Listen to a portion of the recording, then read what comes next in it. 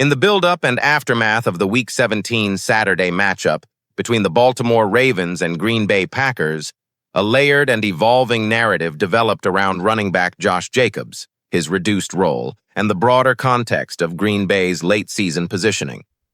Entering the game, previews and betting analysis emphasized the importance of the matchup for both teams, as Baltimore was fighting to stay alive in the playoff race while Green Bay had already clinched a postseason berth and was navigating uncertainty at quarterback with Jordan Love in concussion protocol and Malik Willis potentially starting, leading analysts to believe both teams might lean heavily on their star running backs, Derrick Henry and Josh Jacobs. Instead, the game unfolded in dramatically one-sided fashion, with Baltimore dominating from the opening drive and cruising to a 41-24 victory as Henry delivered a vintage performance, controlling the pace of the game and overwhelming a Packers defense that struggled to get off the field, while Green Bay's rushing attack all but disappeared, producing fewer than 20 total rushing yards from its running backs and allowing Baltimore to dominate time of possession for more than 40 minutes.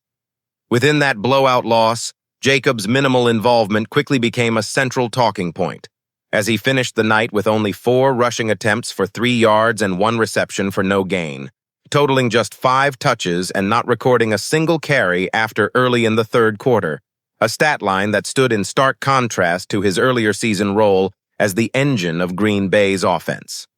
Post-game analysis made it clear that while Jacobs had been cleared to play, lingering knee and ankle issues continued to limit his effectiveness and workload, and with the game spiraling out of reach early, the coaching staff chose not to push him further, particularly with playoff games looming.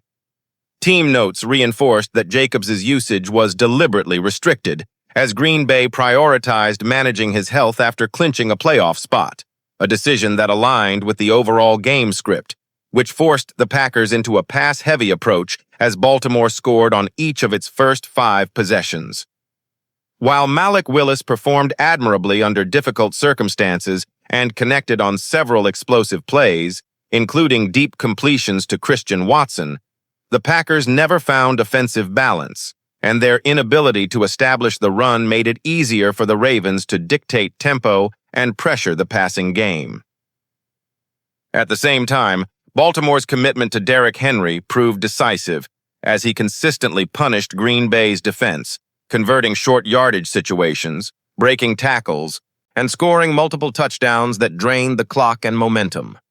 Jacobs' limited role also fit into a broader late-season pattern that had raised questions in the previous week's loss to Chicago, when he fumbled near the goal line in overtime and then saw his usage decline sharply, finishing that game with modest yardage and limited second-half touches, fueling speculation about whether ball security concerns or injury management were influencing his snap count.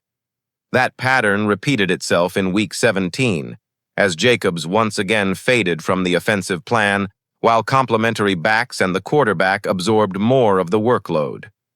Reports throughout December had consistently described Jacobs as day-to-day with lower body injuries dating back to mid-season, including a knee issue that surfaced in November and lingered through multiple weeks, forcing him to miss practices and even sit out games at times, which helps explain the fluctuations in his usage and production down the stretch.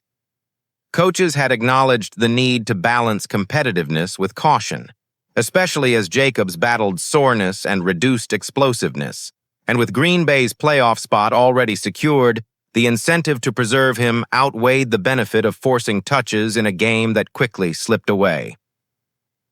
The Week 17 loss also finalized Green Bay's seeding, locking the Packers into the number 7 spot and eliminating any remaining chance at a division title, effectively reducing the stakes of the final regular season game and further reinforcing the logic behind protecting key players. Throughout the season, the Packers had shown flashes of offensive potential alongside puzzling inconsistencies, including unusual statistical trends and red zone struggles, and those issues resurfaced against Baltimore as injuries mounted across the roster and the defense failed to slow a physical rushing attack.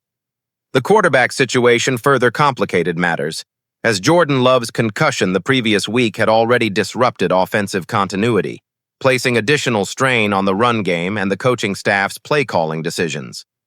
From Baltimore's perspective, The matchup represented a must-win scenario, and their strategy of controlling the line of scrimmage and riding Derrick Henry proved overwhelmingly effective, exposing Green Bay's vulnerabilities and forcing the Packers into a reactive posture for most of the night. By the final whistle, Jacobs' quiet stat line stood as a symbol of the Packers' broader priorities and challenges, reflecting not a sudden loss of trust or ability, but rather the cumulative effect of lingering injuries, recent mistakes, unfavorable game flow, and strategic restraint with the postseason approaching.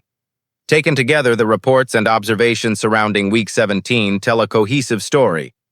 Josh Jacobs' reduced role was the product of timing, health, and circumstance, as Green Bay opted to look ahead while Baltimore seized the moment, leaving Jacobs' impact deferred to games that ultimately mattered more.